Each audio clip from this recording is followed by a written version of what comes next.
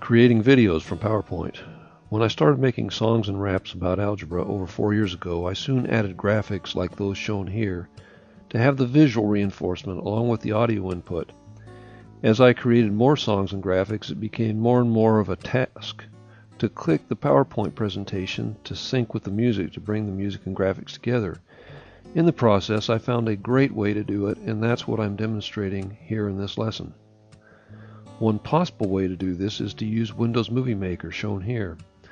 While Windows Movie Maker can work and it's free with Microsoft Windows, it's terribly inconvenient. You have to make a JPEG file for each PowerPoint slide you use and place it on a timeline. Then individually adjust the time that each slide is shown. In addition, the slides aren't able to retain their animations that you may want to have in video form. I find Windows Movie Maker most useful to put together different video clips or to properly label videos from video cameras and other sources. In all my experimentation and research, this is what I found most useful, a program called PowerPoint to DVD. You find it at www.ppt2video.com. Its cost was $99, and I don't know if I've ever bought software I've used more. They now have a second product, PowerPoint to Video, that costs only $49. I downloaded that second product, and it seems that it will do everything I demonstrate in this lesson as well. You can look at a trial version and see if it works for you. I'm going to need to play my track from an application, and I like to use Windows Media Player.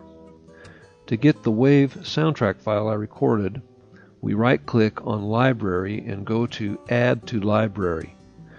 Chosen is my folders and others I can access. Click OK. It goes through all the folders on the computer. It added one file. The file I want is here, Solving Holy Grail. It will usually show up near the end under Unknown Artist. Here I edit under Contributing Artist to put the file up with my other recordings. And here highlighted is the file with my other recordings.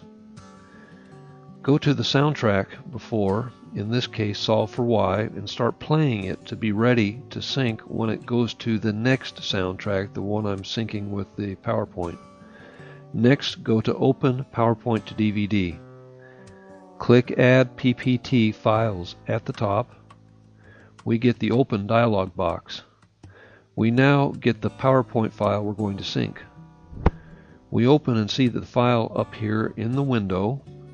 We slide over and see the file name plus the extension to make sure we have the right one. Now we click Convert to Video. And this is what we get, the windows with all the settings. Up here is the file output path. It's important because it tells us where the output video file will be so we can find it. If you want the file to go somewhere else, you can specify it here. We can see here that the output video will be in AVI file format. This is the sound card of my computer, SoundMax. For input source, the default is chosen. One choice is microphone, if you want to sync a live microphone recording instead of using a pre-recorded soundtrack like I usually do. When you click OK, this is what we see, the opening slide of our PowerPoint presentation.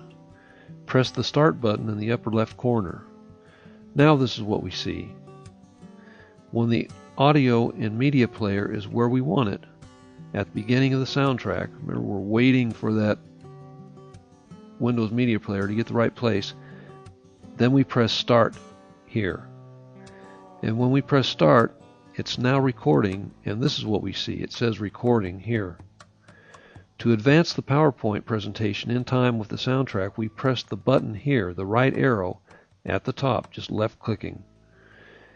Here's one of the recorded slides showing some graphics. Here's another slide showing text that will be verbally reinforced with the audio track that's being synced with the graphics. Here's another slide showing graphics demonstrating solutions. And here's the final slide at the end of the presentation. We finish the presentation at the end of the PowerPoint and the soundtrack by pressing the Stop button here at the top. And this is where it takes us. It gives us three choices: to preview video, open the output folder, or to close. This is what I got using the Choose Output Folder option. This is a good place to go initially because it's annoying to create a file and not know where it is. When we move our mouse over the file, we see that its length is 8 minutes 22 seconds and its size is 38 megabytes, quite a bit smaller than the 90 megabyte WAV file we used for the soundtrack to create this video. But with the method of compression used, the sound seems just as good as in the original WAV file. We double-click to play the file. And here it is playing. I recommend watching the entire video to make certain it's acceptably in sync. Listen to and watch the entire video. The main thing to look out for is if the video and audio are really in sync. If not, it may be due to limited random access memory in the computer. The first step to fix that might be to restart the computer to freshen the memory, then record it again. It will usually work better with a freshly turned on computer. If it consistently lags or is advanced, you can adjust accordingly using PowerPoint to DVD to make up for it. As I've used newer computers with more memory over the years, I've had fewer and fewer problems with getting the video and audio in sync. This has been Creating Videos from PowerPoint. Thanks for viewing.